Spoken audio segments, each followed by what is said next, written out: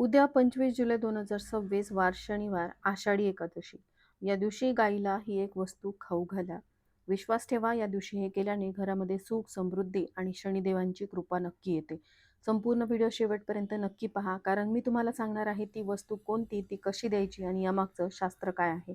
नमस्कार सर्वांना, श्री स्वामी समर्थ. स्वागत आहे तुमचं माझ्या यूट्यूब चॅनलवरती. आजचा दिवस तुम्हाला खूप छान, सुखाचा, समाधानाचा जाऊ देत, हीच मी स्वामींच्या चरणी प्रार्थना करते आणि आजच्या या नवीन व्हिडिओला सुरुवात करते. यावर्षी आषाढी एकादशी येत आहे, शनिवार 25 जुलै 2026 म्हणजेच उद्या. हा एक दुर्मिळ आणि शुभयोग आहे, कारण एकादशी आणि शनिवार एकत्र येणं हे आध्यात्मिक दृष्टीने खूप महत्त्वाचं मानलं जातं. जेव्हा भगवान विष्णूंची तिथी आणि शनिदेवांचा वार एकत्र येतो, तेव्हा त्या दिवशी केलेल्या पुण्यकर्माचं फळ अनेक पटींनी वाढतं, असं आपल्या शास्त्रामध्ये सांगितलं आहे. आता तुम्ही विचाराल, मग नेमकं करायचं काय? तर आज मी तुम्हाला सांगणार आहे एक अतिशय साधा, सोपा पण अत्यंत प्रभावी असा उपाय. या दिवशी गाईला एक विशिष्ट वस्तू खाऊ घालणे. ही वस्तू घरोघरी सहज उपलब्ध असते. यासाठी वेगळे पैसे खर्च करण्याची गरज नाही, पण याचे फायदे मात्र अगणित आहेत. चला तर मग व्हिडिओला सुरुवात करूया आणि समजून घेऊया आषाढी एकादशीचं महत्त्व, गाईची पूजा का केली जाते आणि ती कोणती वस्तू आहे जी गाईला आपल्याला खाऊ घालायची आहे. आषाढी एकादशीला देवशयनी एकादशी असंही म्हणतात. या दिवसापासून भगवान विष्णू क्षीरसागरामध्ये 4 महिन्यासाठी शयन करतात, असं पुराणांमध्ये सांगितलं आहे. यालाच चातुर्मास असं म्हणतात. या 4 महिन्याच्या काळामध्ये व्रत, उपासना, दान आणि सेवा यांना विशेष महत्त्व असतं. महाराष्ट्रात तर आषाढी एकादशीचं वेगळंच महत्त्व आहे.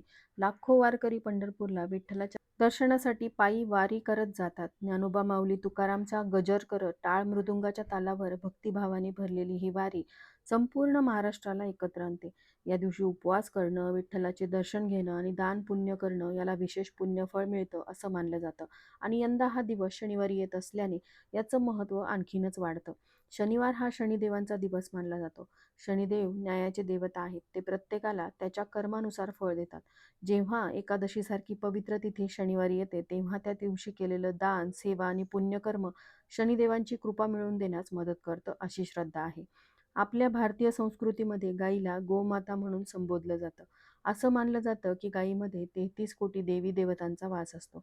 गायीच्या प्रत्येक अवयवामध्ये एक देवतेचा वास आहे, असं शास्त्रात सांगितलं आहे.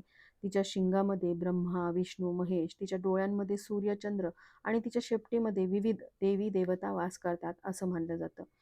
हिंदू धर्मामध्ये गायीची सेवा करणं हे सर्वात मोठं पुण्यकर्म मानलं गेलं आहे. गोसेवा म्हणजेच गायीची सेवा केल्याने पितृदोष, शनिदोष आणि इतर अनेक ग्रहदोष दूर होतात, असं ज्योतिषशास्त्रात सांगितलं जातं. विशेषतः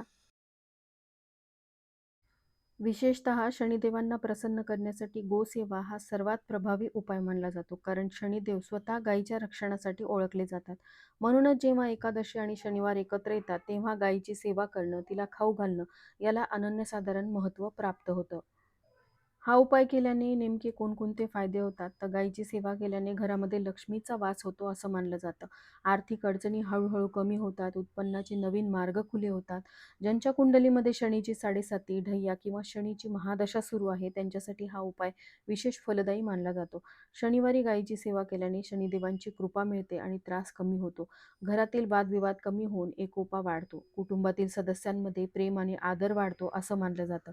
गोसेवा केल्याने मानसिक शांती मिळते, तणाव कमी होतो आणि सकारात्मक ऊर्जा वाढते.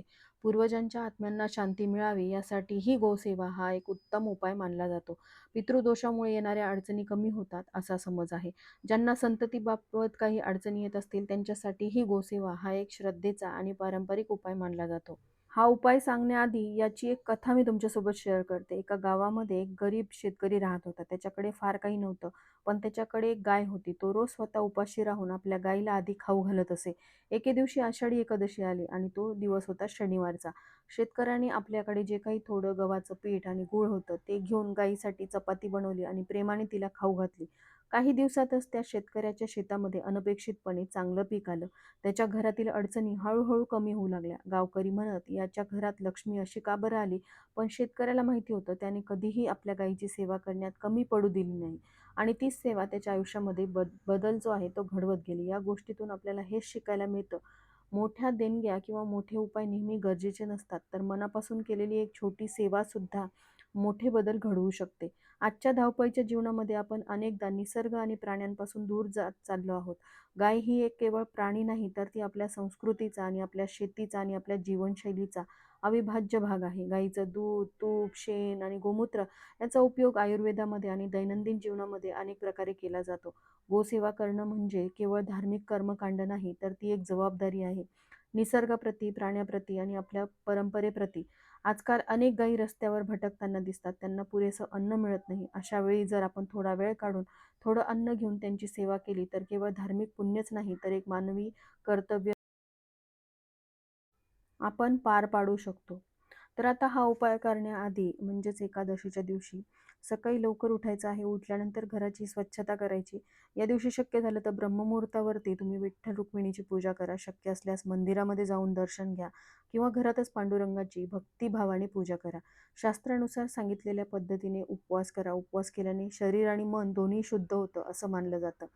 गायीबरोबरच गरजू लोकांना अन्नदान करणं हे सुद्धा अत्यंत पुण्यकारक मानलं जातं. भगवान विष्णूंना तुळस अत्यंत प्रिय आहे. एकादशीच्या दिवशी तुळशीची पूजा करून तिचं दुरूनच तुम्हाला पूजन करायचे, कारण तुळशीचं एकादशीच्या दिवशी निर्जला व्रत असतं. शक्य असल्यास पंढरपूरच्या वारीमध्ये सहभागी व्हा किंवा घरी बसून अभंग, भजन, कीर्तन ऐका आणि गा. हे सर्व उपाय एकत्र केल्याने एकादशीचा दिवस अधिकाधिक शुभ आणि फलदायी होतो. आता आपण त्या मुख्य मुद्द्याकडे वळूया, म्हणजेच गाईला नेमकं आपल्याला एकादशीच्या दिवशी काय खाऊ घालायचं आहे. आपल्या शास्त्रानुसार आषाढी एकादशीच्या दिवशी गाईला काही महत्त्वाच्या वस्तू ज्या अतिशय शुभ मानल्या जातात त्या खाऊ घालणं महत्त्वाचं आहे.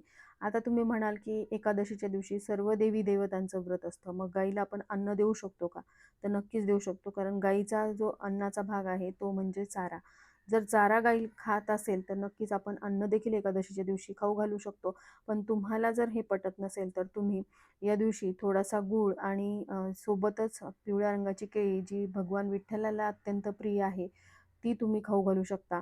खरं तर गव्हाच्या पिठाचे लाडू किंवा गव्हाची पोळी बनवून त्यामध्ये गूळ आणि थोडंसं तूप टाकून याचा गोळा तुम्हाला गाईला खाऊ घालायचा असतो. कारण गूळ हे गुरुग्रहाशी संबंधित मानलं जातं. गुरुग्रह हा ज्ञान आणि समृद्धी, सौभाग्याचा कारक आहे. जेव्हा तुम्ही गाईला गूळ खाऊ घालता तेव्हा गुरुग्रह प्रसन्न होतं असं मानलं जातं. यामुळे घरामध्ये ज्ञान, बुद्धी आणि आर्थिक स्थैर्य वाढतं. आणि गहू शनिदेवाशी संबंधित धान्य आहे. गहू हे धान्य शनिदेवाशी संबंधित असल्याने गव्हाच्या पिठापासून बनवलेली पोळी किंवा चपाती गाईला खाऊ घातल्याने शनिदेव प्रसन्न होतात आणि शनीची साडेसाती किंवा ढैया याचे त्रास कमी होतात असा समज आहे. जेव्हा गूळ आणि गव्हाची चपाती एकत्र करून गाईला दिली जाते तेव्हा गुरु आणि शनी या दोन्ही ग्रहांची कृपा एकाच वेळी मिळते असं मानलं जातं.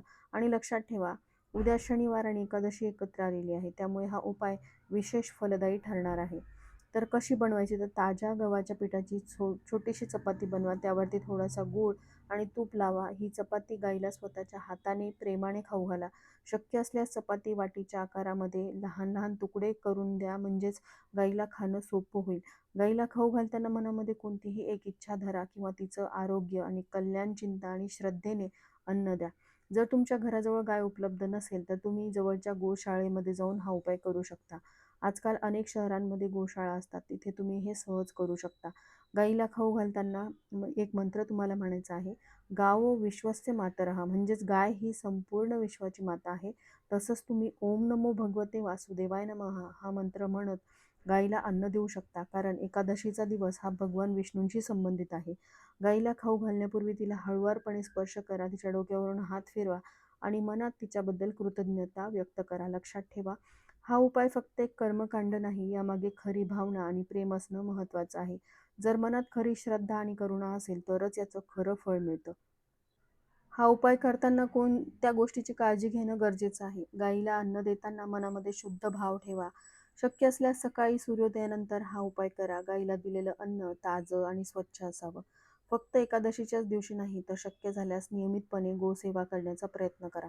एकादशीच्या दिवशी घरामध्ये कांदा लसूण असलेलं अन्न बनवणं टाळावं, त्यामुळे गाईलाही असं अन्न देणं टाळा. गाईला जबरदस्तीने किंवा घाईघाईने अन्न भरू नका. उपाय करताना मनामध्ये कोणताही स्वार्थ किंवा नकारात्मक विचार आणू नका. शिळे किंवा खराब झालेले अन्नपदार्थ गाईला देऊ नका. आज आपण बघितलं शनिवार आणि आषाढी एकादशी हा किती दुर्मिळ आणि शुभयोग आहे. या दिवशी गाईला गूळ गव्हाची चपाती खाऊ घालणं किती महत्त्वाचं आणि फलदायी मानलं जातं. लक्षात ठेवा, यामागे खरी भावना, श्रद्धा आणि प्रेम असणं सर्वात महत्त्वाचं आहे.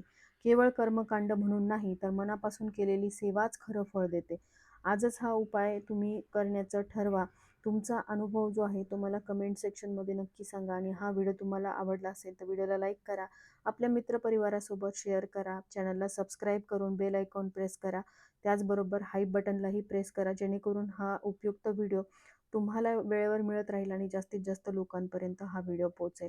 चला तर भेटूया अशाच एका नवीन व्हिडिओसोबत. तोपर्यंत जय हरी विठ्ठल. सर्वांना आषाढी एकादशीच्या हार्दिक शुभेच्छा. धन्यवाद. श्री स्वामी समर्थ.